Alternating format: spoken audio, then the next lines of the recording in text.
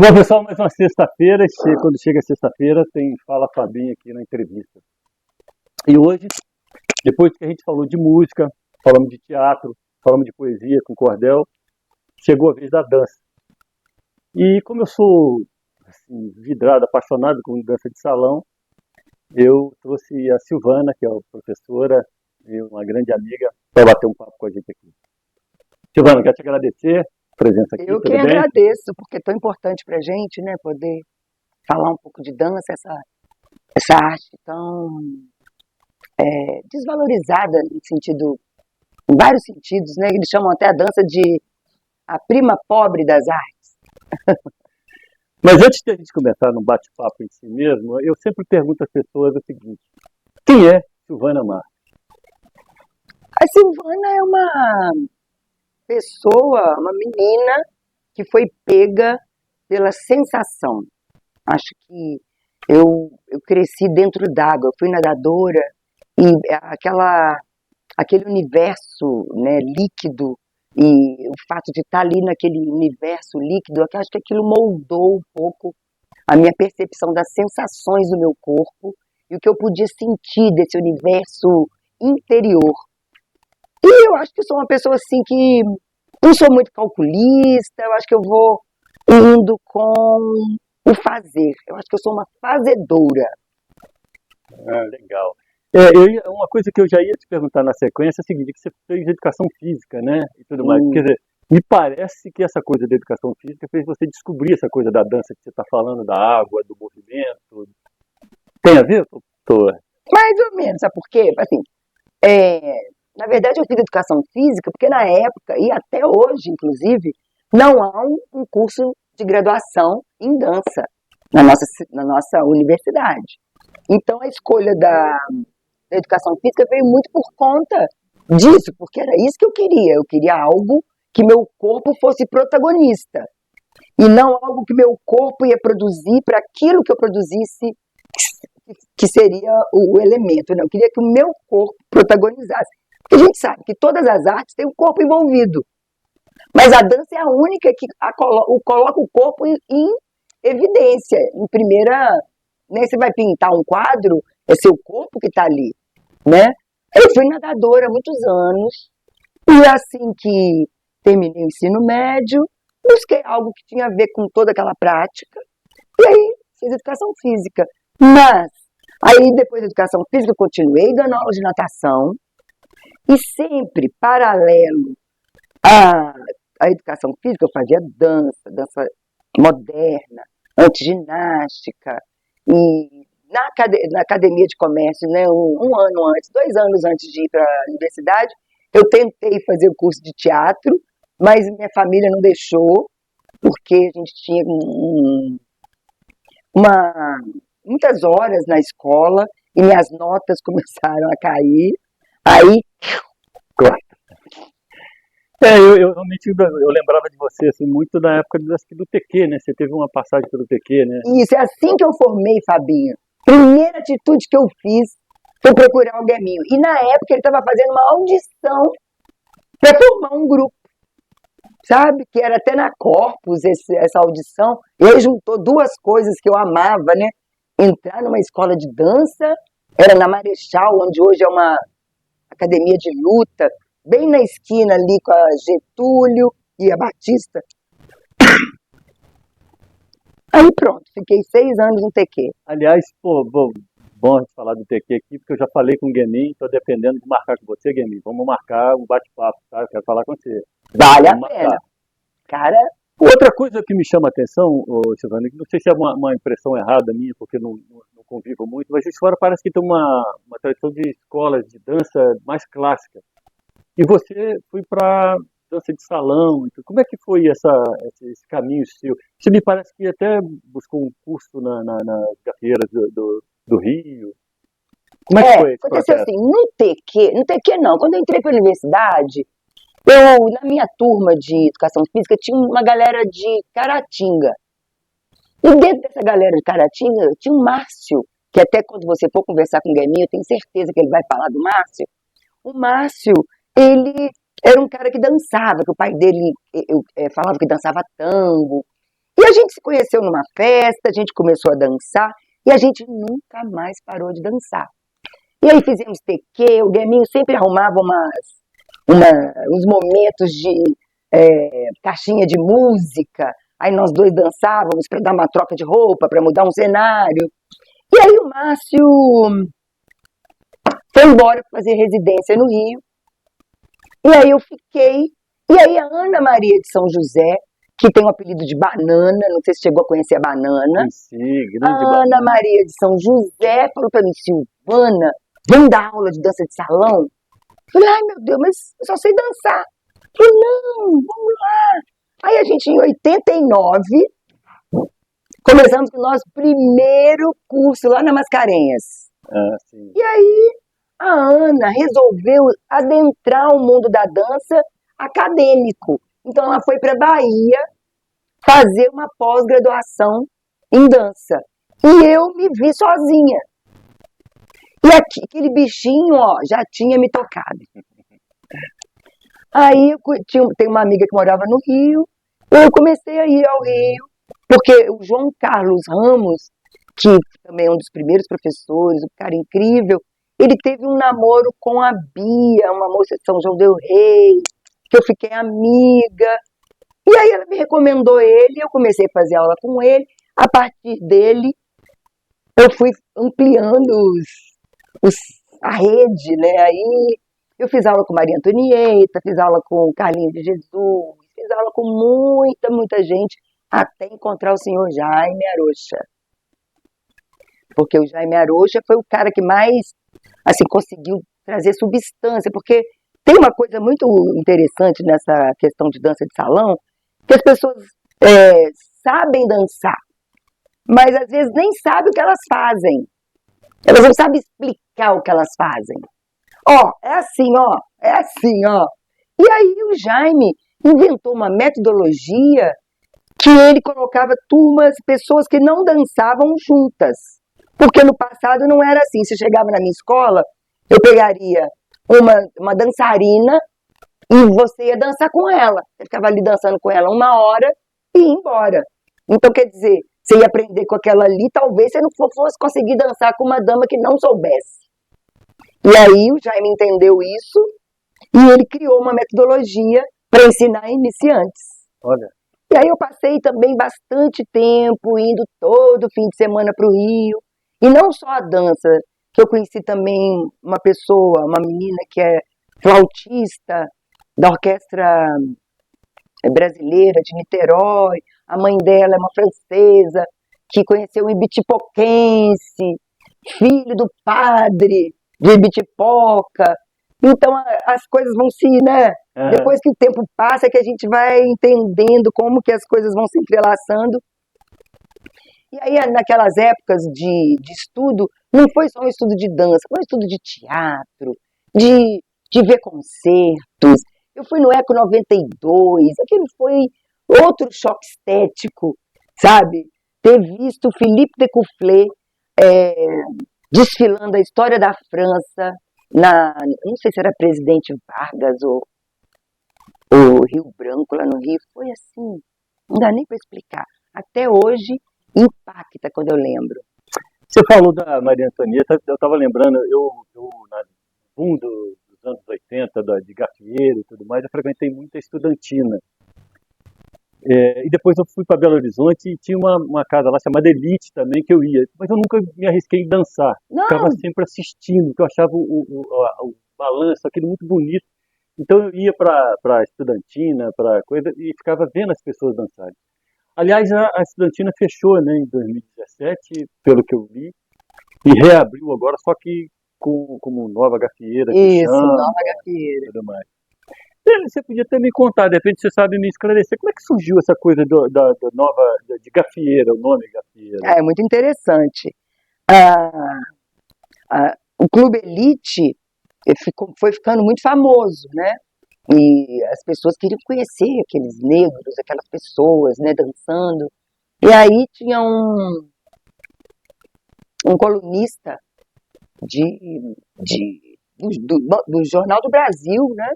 E ele foi lá com algumas pessoas e queria entrar de graça. E aí o dono do clube falou, ó, só 2. E aí ele começou a esbravejar e falou, isso aqui é uma gafe, isso aqui é um bando de gafes, isso aqui é uma gafieira. E aí aquela audição desse nome para o dono do clube foi, não, e ele ainda no outro dia, não foi só ali, aí ele foi para o jornal e fez uma coluna falando sobre isso. E aí, ao invés de aquilo repercutir mal pro dono do clube, ele mudou o nome do clube e colocou Gafieira Elite. Ou seja, aquela velha história de fazer uma limonada com limão e tudo mais. Isso. Eu li qualquer coisa, parece que é Romeu Arede o nome do colunista do Jornal do Brasil, não é isso? Romeu Arede. Arede, né? Coisa assim. Ô, Giovana, você começou, seu primeiro salão, parece que foi de dança, a primeira coisa que você montou foi no Caiçara. Como é que é esse projeto? Parece que você rodou até chegar, o seu lugar, o seu estúdio é maravilhoso, né? Que lugar bonito, o prédio é lindo, o espaço é maravilhoso. Como é que foi esse processo até chegar lá? Bom, eu comecei primeiro eu larguei a natação e fiz um projeto e entreguei para vários clubes, que eu achava que tinha que ser num salão de festas. E teve um salão ali do Clube Juiz de Fora, que foi muito engraçado essa cena, gente. Um senhor me atendeu, a hora que eu cheguei lá naquele, acho que é 12º, lá no Clube Juiz de Fora tem um local que tem um mezanino, não sei se vocês conhecem, não é no 16, é um pouco abaixo, acho que é 13º, 14º, sei lá. Aí eu cheguei ali, porque é um lugar lindo, né? Aí chegou um velhinho perguntando o que era, o que eu queria. Aí eu falei assim, eu vim aqui propor um projeto de dança de salão. Ele, o quê? Diversão? Me escorraçou de lá, achando que eu estava propondo algo assim. Absurdo. Me escorraçou de lá. E o único clube que fez proposta foi o Sírio-Libanês e o Caiçaras. Sírio-Libanês fez uma proposta, assim, deu assim, impossível. E aí o Caiçaras fez uma proposta legal, e eu fiquei ali durante 4 anos. E aí a gente começa a crescer, e aí tem dia que tem reunião do clube, tem dia que tem uma festa do fulano. E aí eu resolvi alugar um espaço em São Mateus. Aí eu fiquei em São Mateus 10 anos, mas na transição eu fiquei no Viva Bela, que era ali na Dr. Romualdo. Depois que o Viva Bela saiu ali do esporte, o Toninho construiu um Viva Bela ali na Dr. Romualdo, com aquela rua da Cotrel ali. E aí ele me deixou eu ficar ali, eu fiquei mais ou menos 1 ano ali, até achar um local. E aí achei um local que a gente sabe que os árabes e turcos e libaneses que vieram para Juiz de Fora, quem tinha indústria, construía a casa na frente e a indústria nos fundos. E quem tinha comércio era o contrário. Era o comércio na frente e a casa nos fundos. E aí eu fui para uma casa ali em São Mateus, atrás da igreja, que era assim, a casa era na frente, um salão de 100 metros quadrados. E ali eu passei por 10 anos, fiquei 10 anos lá. E aí, menino, na coisa do Tarcísio, numa das gestões do Tarcísio Delgado, ai meu Deus, eu esqueci o nome, Vitor Valverde, será que é isso? Tinha o Vitor Valverde, sim, né? Acho que é. O Vitor parece que ia ser ali onde eu estou hoje, parece que ia ser alguma coisa da prefeitura ali embaixo, e ele achou que era uma gafieira aquele espaço.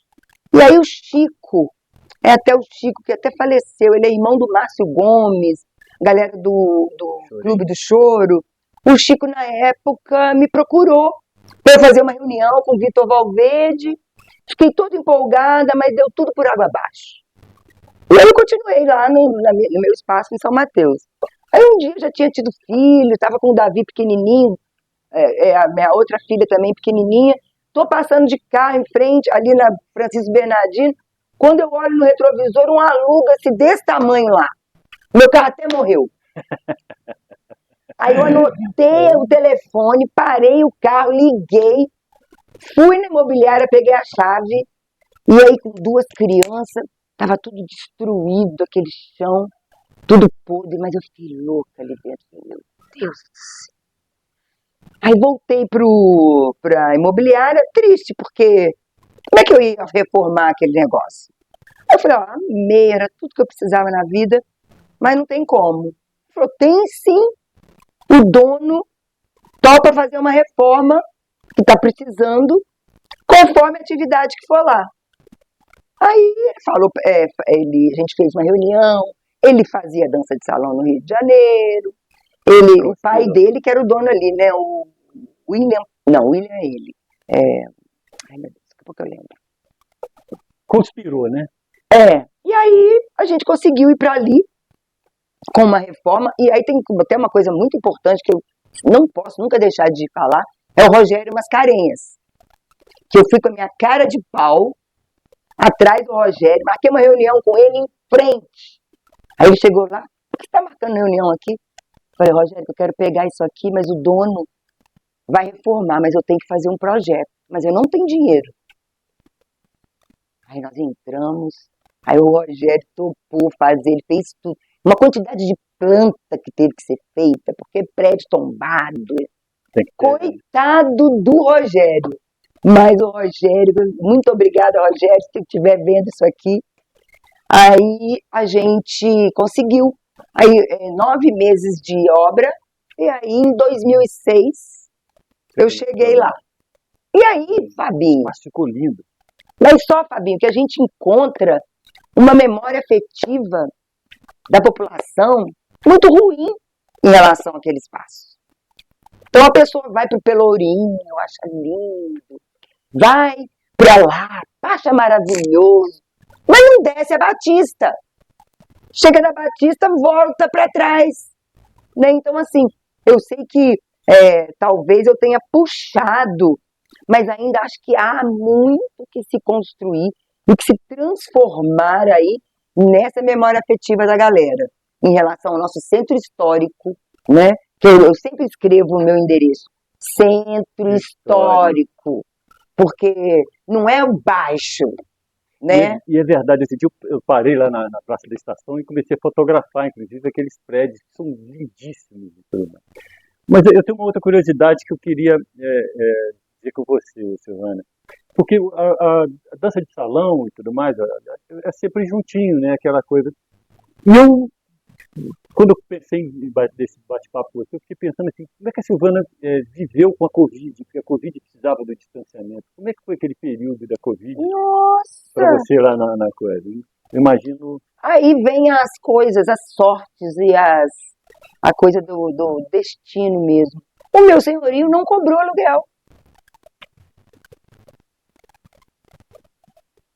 E aí, eu só pagava as taxas, que eram baixíssimas, porque a gente não ficava lá de noite, não usava água, né? Aí eu pagava as taxas, e o IPTU, que lá o IPTU tem um desconto, né? Que é o prédio tombado, mas um desconto não é tão grande, porque o local, né?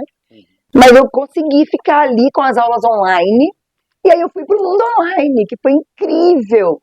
Eu fiz muitos cursos, eu fiz muitas aulas, tive contato com inúmeras pessoas no mundo online, os meus amigos, meus queridos argentinos, quantidade de curso que eu fiz de tango, e a galera do Rio, a galera fiz cursos com professores mentores, e aí que reunia, uma coisa que me surpreendeu muito foi a galera do Nordeste. O Nordeste está super desenvolvido, galera massa. Então foi assim que eu sobrevivi na pandemia. Não podia ter abraço. E nos 4 primeiros meses ali, eu achei que não ia acontecer nunca mais. Eu nem sabia o que ia ser de mim. Eu me lembro que eu ouvia muita ópera e só de ouvir um coro, eu chorava, porque eu achava que nunca mais as pessoas iam poder estar perto uma da outra, cantando ou fazendo algo, né?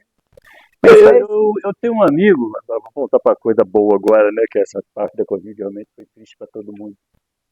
Que eu acho que desenvolveu um trabalho ou outro com você. Eu não sei se eram uns eventos que você fazia, que você levava, você mostrava os dançarinos a situação. Que o Danilo era um tecladista, foi amigo meu, tocou, foi meu vizinho, morava no Carmo, depois foi pro Carmo. Como é que era isso? Você fazia uns eventos? Não, deixa eu te contar uma coisa. O Danilo começou a namorar uma aluna minha, Consuelo. Consuelo. Aí a Consuelo falou, Silvana, tá tendo uns bailes em Petrópolis com um tecladista maravilhoso. Aí eu fiz um ônibus e fui para Petrópolis. Aí eu conheci o pai desse cara, conheci o pai dos meus filhos, conheci o meu parceiro. Então, o Danilo e a Consuelo foram fundamentais na minha carreira. Porque a partir do momento que eu encontrei o parceiro, a dança cresceu muito, porque até então eu era só Lita. E que também não era uma coisa muito comum. Né? Então, assim, no começo era tudo em comum. Eu tinha 27 anos, ensinando danças antigas, sem um par. Então, no começo era tudo muito... E eu tive muito apoio da Tribuna de Minas. Gente, a Tribuna de Minas me auxiliou tanto. Tanto. Primeira página de jornal. Foi muito importante. A própria TV, que na época era... Panorama, né? Acho que era antes, teve a Panorama. Mas acho que era Globo antes. Era Globo que chamava, Globo, né? Era Globo ainda. A TV também. Quantos ao vivos que eu fiz. Eu lembro de um ao vivo que eu fiz descendo a escada do esporte, assim. Aquela coisa de diva, com roupa de tango, encontrando e fazendo. A gente brincou muito, sabe? Foi muito gostoso. Mas você falou que foi no baile lá em Petrópolis. Depois você fez alguns eventos de baile aqui? Vários! Né? Aí o Danilo, a gente ia lá, mas eu ainda não tinha um espaço que eu podia promover semanalmente coisas. Então, ao invés de eu promover, eu ia para os espaços. Entendeu? Sim. Então, o Danilo tocou no Rafas, o Danilo tocou no... chamava Pingo, no Pingo, que era ali na Rio Branco, onde hoje construíram um prédio, era na Rio Branco, ali quase descendo para aquela rua que vai para aquela rua do Santa Luzia, eu esqueci o nome daquela rua. E aí eu conheci o Danilo, mas logo o Danilo se foi, né? O Danilo. É. Ô, Silvana, e assim, normalmente quando tem tudo de dança e tudo, normalmente forma uma companhia. Você chegou a formar uma companhia de apresentação e tudo mais? Como é que esse projeto seu, fora lá do seu estúdio, assim, você tem algum projeto assim? Sim. E o meu, assim, projeto mais marcante, né, foi falar sobre a vida do Geraldo Pereira. Aí eu fiz um espetáculo que chamava Última Noite de Umbamba. Sim. Onde eu trouxe a briga do Geraldo e da Madame para a gafieira, que não foi na gafieira, foi no bar. Isso. Mas eu peguei a briga deles e joguei dentro da gafieira. E aí chamei o Roger Rezende, o Roger fez a direção musical, chamei o Marcos Amaral, que fez a direção teatral, e, gente, eu entrei na Lei Murilo Mendes para esse projeto 4 vezes. Eu só consegui ser contemplada na 4ª vez. Mas aí saiu um roteiro que não foi mexido uma vírgula. Eu fiz o roteiro, eu fiz os diálogos, eu fiz as cenas que foram filmadas, porque eram... Como estava na gafieira, e aí eu chamei o Marcos Amaral, ele era o garçom. E o garçom que amarrava as cenas. E além de ter as cenas ao vivo, a gente tinha cenas pré-gravadas. Então, por exemplo, a briga e a morte do Geraldo foi gravada. É bom acabar com isso, não sou nenhum pai João. Quem trouxe você fui eu, não. Então a gente fez, assim, para mim foi uma coisa incrível. Fizemos 14 apresentações, 18 dançarinos, 4 músicos, 4 operadores, operador de som, operador de luz, operador de vídeo, e tinha um outro operador lá que eu já não estou lembrando. E a gente fez pró-música e fez central. Então, assim, esse foi meu projeto mais marcante mesmo. E eu sinto que ele também, Fabinho, foi um fechamento de um ciclo. Porque eu estudei samba de gafieira por 20 anos. E quando eu concretizei o projeto A Última Noite de Umbamba, é como se eu tivesse fechado, sabe, aquele ciclo. E aí eu comecei a me interessar por outro tipo de dança, que é o tango. Mas não largo samba nem a pau, Juvenal. Silvana, a gente bate um papo aqui realmente muito, muito rápido, né? Muito coisa, porque é um norte que a gente tem aqui. E no final do bate-papo eu sempre peço duas coisas. Primeiro, para você ver o que você está lendo, ou então o que você está dançando, o que você está projetando, ou qualquer coisa desse jeito, tá? E a outra coisa é o seguinte, nós batemos um papo aqui e tudo, mas faltou alguma coisa a gente falar, você está ali para falar o que você quiser. Mas antes, o que você está fazendo, o que você está lendo, o que você está dançando, Eu tô lendo um livro que tá assim, tô lendo Defeito de Cor. Um livro muito bacana, que deixa um pouco muda, sabe? Eu ainda não consigo verbalizar muito, fica um pouco muda. Em termos artísticos, né? A gente está recomeçando, então agora eu estou com um novo grupo de bolsistas que podem se tornar componentes da companhia. Então, assim, a gente está num recomeço, porque a vida de professor é isso, né? É sempre recomeçar. Mas a gente cansa também, né? Então, eu tive bem cansada. E assim, eu acho que esse ano eu consigo readaptar coisas, mas o meu sonho mesmo, artístico, agora é fazer um espetáculo solo. Até entrei na edição da Lei Murilo Mendes 2020 ou 21. Acho que é 21. Nossa, não, acho que é. Eu esqueci. Foi a penúltima edição. E tomei um pau danado, mesmo tirando 99, mas não fui contemplada. Então aquilo. Aí agora eu tenho que tentar criar forças, e porque eu acho assim que eu mereço fazer um solo de dança agora.